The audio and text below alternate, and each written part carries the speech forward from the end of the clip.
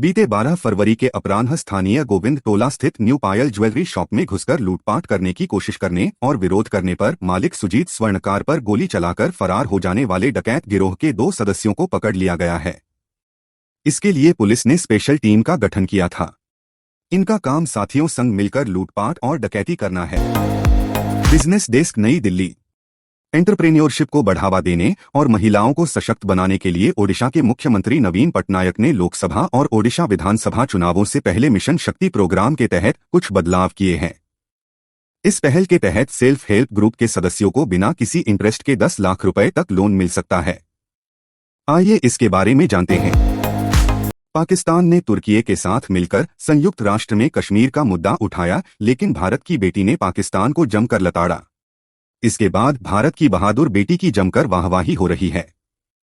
Geneva में संयुक्त राष्ट्र में भारत के स्थायी मिशन में प्रथम सचिव अनुपमा सिंह ने पाकिस्तान को आईना दिखाया और तुर्की की टिप्पणी पर खेद जताते हुए स्पष्ट कर दिया कि कश्मीर हमारा आंतरिक मामला है। हिमाचल प्रदेश में राजनीतिक संकट पर कर्नाटक के उप मुख्यमंत्री डीके शिवकुमार को कांग्रेस ने पर्यवेक्षक बनाकर भेजा है। इसके बाद शिवकुमार ने कांग्रेस नेताओं से बात करने के बाद ऐलान किया है कि हिमाचल में सब कुछ सही चल रहा है। 5 साल तक ये ही सरकार रहेगी। वहीं शिवकुमार ने अपनी प्रारंभिक रिपोर्ट कांग्रेस आलाकमान को सौंप दी है। तीसरी तिमाही अक्टूबर से दिसंबर में देश की अर्थव्यवस्था की रफ्तार शानदार रही। कई देशों में मंदी की आशंका के बीच भारतीय इकोनॉमी इस दौरान 8.4% की रफ्तार से दौड़ी।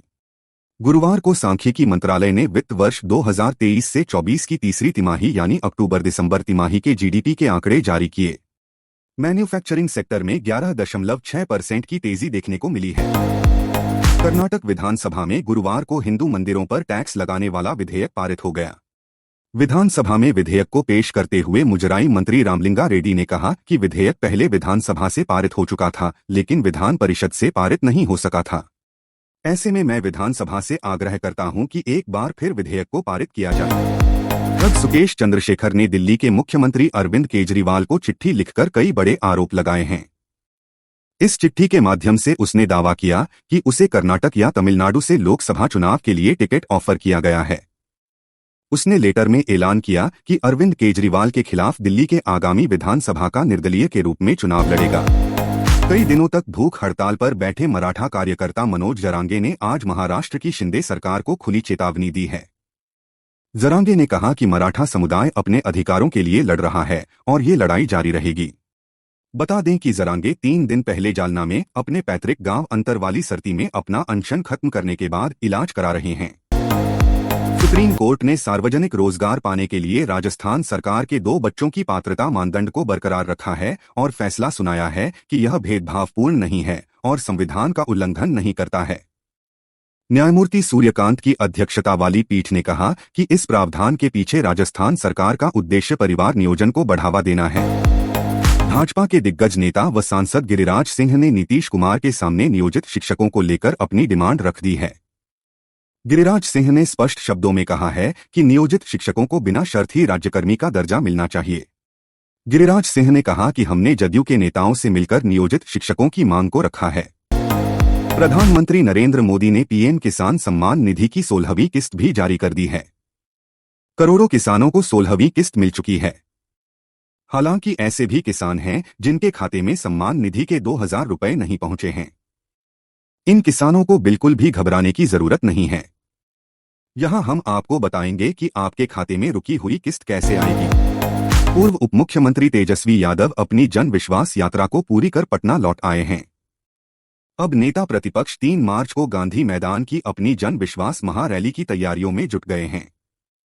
तेजस्वी की जन विश्वास यात्रा को लेकर पार्टी के प्रवक्ता चितरंजन गगन ने कहा कि यह यात्रा बिहार की राजनीति में एक ऐतिहासिक उपलब्धि के रूप में याद की जाएगी।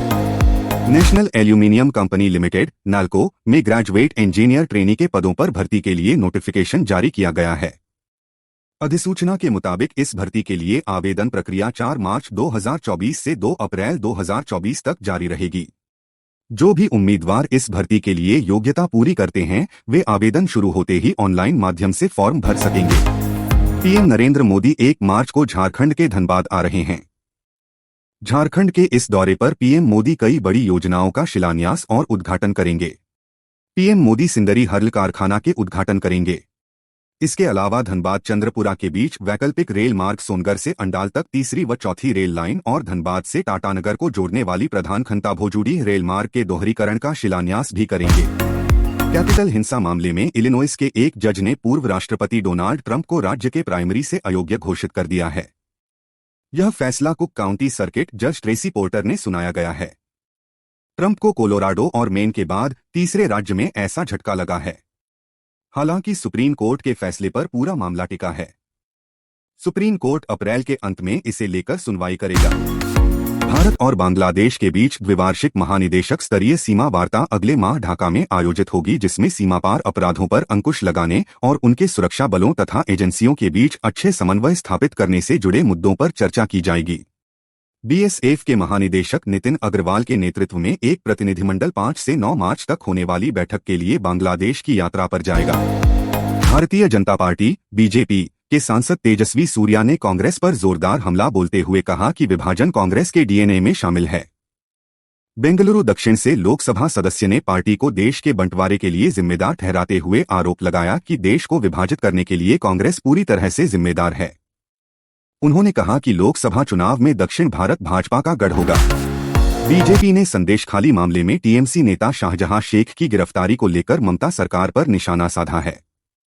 बीजेपी नेता सुधांशु त्रिवेदी ने कहा कि शाहजहां बंगाल पुलिस की मेहमान नवाजी में चला गया है। बीजेपी ने पूछा कि बंगाल सरकार शाहजहां को ईडी को क्यों नहीं सौंप रही है। बीजेपी ने कहा कि शाहजहां महफूज ठिकाने में है। प्रधानमंत्री नरेंद्र मोदी ने गुरुवार को विकसित भारत विकसित मध्य प्रदेश कार्यक्रम में राज्य को करीब 17,000 करोड़ रुपए की सौगात दी। पीएम मोदी ने कई परियोजनाओं का शुभारंभ व शिलान्यास किया। उन्होंने कहा कि हमारी सरकार विरासत और विकास को कैसे एक साथ लेकर चलती है, इसका उदाहरण उज्जैन में लगी वैदिक घड़ी है। पीएम मोदी ने लोकसभा चुनाव को लेकर 400 पार का नारा दिया। कैपिटल हिंसा मामले में इलिनॉइस के एक जज ने पूर्व राष्ट्रपति डोनाल्ड ट्रंप को राज्य के प्राइमरी से अयोग्य घोषित कर दिया है। यह फैसला कुक काउंटी सर्किट जज ट्रेसी पोर्टर ने सुनाया गया है। ट्रंप को कोलोराडो और मेन के बाद तीसरे राज्य में ऐसा झटका लगा है। हालांकि सुप्रीम कोर्ट के फैसले पर पूरा मामला टिका है। सुप्रीम कोर्ट अप्रैल के अंत में इसे लेकर सुनवाई करेगा। अमेरिकी राष्ट्रपति के चिकित्सक डा केविन ओकानर ने कहा कि वह अब भी ड्यूटी के लिए फिट हैं। वाल्टर रीड राष्ट्रीय सैन्य चिकित्सा केंद्र से चेकअप कराकर लौटने के बाद उन्होंने हंसते हुए कहा कि डॉक्टरों ने कहा है कि वह बहुत युवा दिखते हैं। व्हाइट हाउस की प्रेस सचिव कैरिन जीन पियरे ने कहा कि बाइडन के डॉक्टरों ने संज्ञानात्मक परीक्षण नहीं करने का फैसला लिया है। ओडिशा की लाल चींटी चटनी को हाल ही में जीआई टैग मिला है। यह चटनी छत्तीसगढ़ और झारखंड में भी खाई जाती है। भारत के अलावा दुनिया के अन्य देशों में भी लाल चींटियों से कई अजीबोगरीब व्यंजन बनाए जाते हैं। कहीं चींटियों की चटनी बनाई जाती है तो कहीं इसका सूप और सलाद बनाकर खाया जाता है। आइए जानते हैं दुनिया में मिलने वाले इसके अन्य व्यंजन। गौरतलब हो कि बीसीसीआई सचिव जय शाह ने भी केंद्रीय अनुबंधित खिलाड़ियों को रणजी ट्रॉफी में अपनी राज्य टीमों के लिए खेलने की चेतावनी दी थी, लेकिन ये दोनों ने इस आदेश का पालन नहीं किया। अय्यर को इंग्लैंड के खिलाफ अंतिम 3 टेस्ट मैचों के लिए भारतीय टीम में भी नहीं चुना गया था। सेंट्रल कॉन्ट्रैक्ट में युवा खिलाड़ियों को शामिल किया गया है। कीर्ति आजाद का मानना है कि भारत के अनुभवी खिलाड़ी विराट कोहली और रोहित शर्मा को भी घरेलू क्रिकेट में हिस्सा लेना चाहिए। कीर्ति आजाद का यह बयान उस वक्त आया जब बीसीसीआई ने नए सेंट्रल कॉन्ट्रैक्ट से ईशान किशन और श्रेयस अय्यर को बाहर कर दिया। इससे पहले किशन ग्रेड सी और श्रेयस अय्यर ग्रेड बी का हिस्सा रहे थे। न्यूजीलैंड के तेज गेंदबाज नील वेगन वेलिंगटन में ऑस्ट्रेलिया के खिलाफ जारी पहले टेस्ट में स्थानापन्न खिलाड़ी की भूमिका निभाने के लिए मैदान पर उतरे तो दर्शकों ने खड़े होकर उनके लिए तालियां बजाईं। याद दिला दें कि 37 साल के नील वेगन ने हाल ही में अंतर्राष्ट्रीय क्रिकेट से संन्यास की घोषणा की थी। नील वेगन ऑस्ट्रेलिया के खिलाफ टेस्ट सीरीज में हिस्सा नहीं लेंगे। अभिनेता सिद्धार्थ मल्होत्रा की आने वाली फिल्म योद्धा की चर्चा बीते समय से काफी चल रही है।